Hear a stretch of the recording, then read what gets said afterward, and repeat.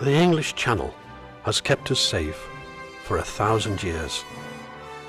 On the 31st of December 2020, we are once again becoming an independent island nation.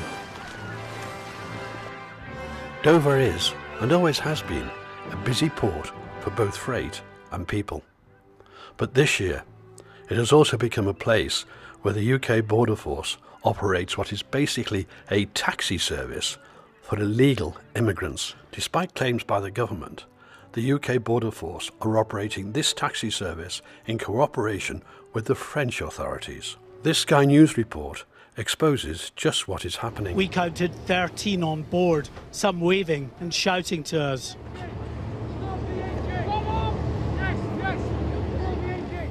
Shadowing it, the French patrol vessel Aramis, which had been with it since it left a beach near Calais 2 hours earlier, and from what we could see was making no attempt to intercept the boat.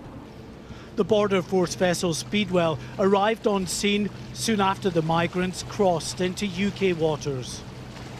We can see the French patrol boat Aramis circling the area, while the Border Force vessel Speedwell is now down in front of the migrants' boat. They just got them to stop their engines. They're about to try to get the migrants from that boat transferred onto their vessel. UK authorities say their French partners are as committed to stopping migrant crossings as they are, but those who know these waters aren't as convinced. To be honest, that's not the first time I've seen that. It's quite regular. That they don't seem so interested in stopping the vessels as they do sort of escorting them across. This was one of 7 migrant boats intercepted during our time in the Channel. Coast Guard helicopters, a spotter plane, 3 Border Force vessels and a lifeboat were all involved.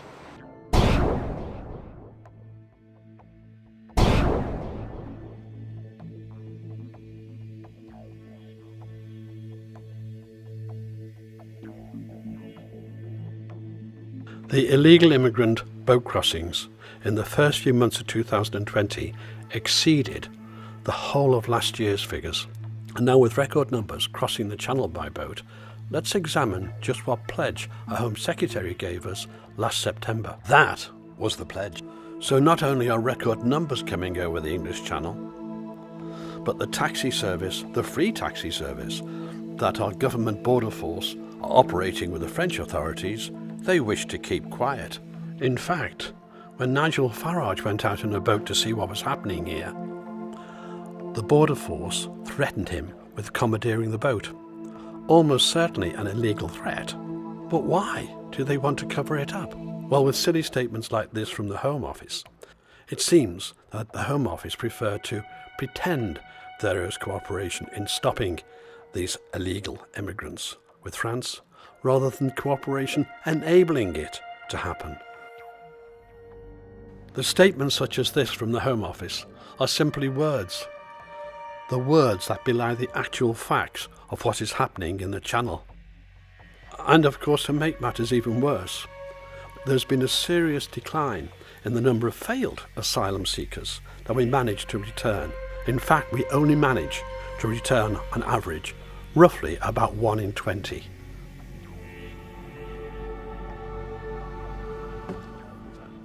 The Dublin Agreement states that the asylum seeker should take refuge in the first safe country they come to. So by definition, all the migrants crossing in boats over the Channel have passed through many countries that have been safe, but they're choosing to come to the UK. Further, the Dublin Convention states fingerprints should be taken when they arrive in the first country. This means that they can be traced back and then returned to that first country. However, in 2010, after attempting to take fingerprints, there was so much violence from the asylum seekers that the staff, and they argue the asylum seekers, were endangered. But now Priti Patel, the Home Secretary, has called for fingerprinting again. And she has been warned.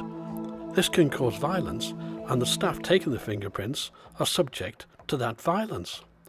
So in other words, the asylum seekers are simply refusing to obey the law and simply refusing to be recognised because it doesn't seem to be in their interest. And we are giving in to this violence.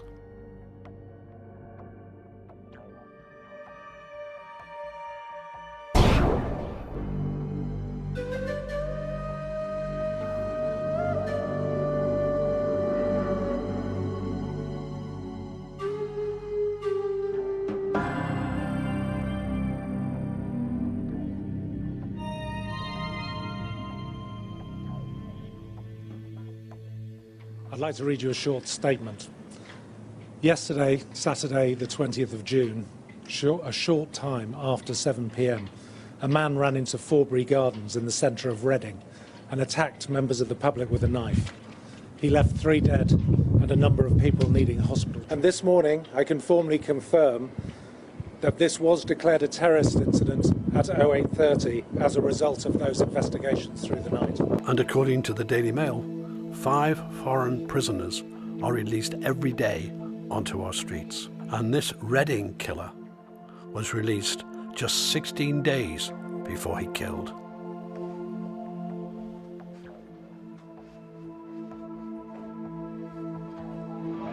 Friday lunchtime in the centre of Glasgow. This was a chaotic, harrowing scene. Armed police officers rushed to the Park Inn. Inside the hotel they shot a man dead, but not before a number of people had been stabbed. Witnesses heard at least one shot fired and spoke of a blood-strewn scene. Whilst this was not a terrorist attack, it was an attack by an asylum seeker who came to this country illegally and was housed in a Glasgow hotel. This totally uncontrolled, illegal immigration, which we're helping into our country, is not just an affront to the indigenous population of the UK, but above all, it's an affront to the legal immigrants who work hard, form part of our community and accept our Western values. The problem of immigrants not accepting our Western values is really now significant.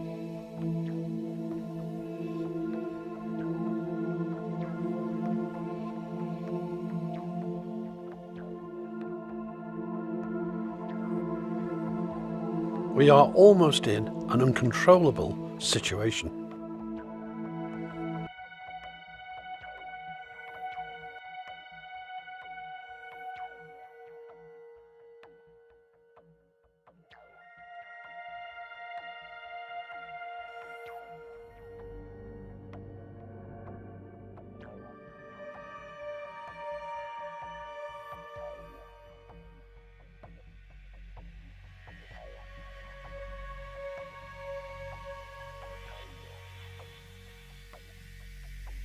We know who bears the enormous cost of all this, both in terms of lives and money, and that is you, the citizens of the UK.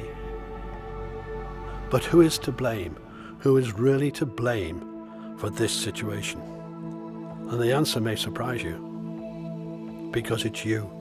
The UK public. You have continually voted governments in that continually just ignore common sense and continually refuse to act and keep their pledges and promises. In fact, to even keep us safe, the first duty of any government. But there is a party that if you give it your vote, will keep pledges.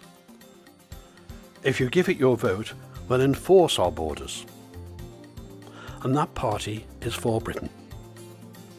And don't be confused by the media hype calling For Britain far right, calling For Britain racist, etc.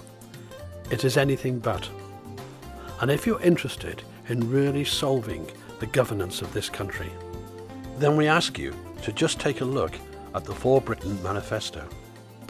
So go to our site, have a look at the manifesto and tell us what you disagree with. Our members vote on the policies. That's how For Britain works.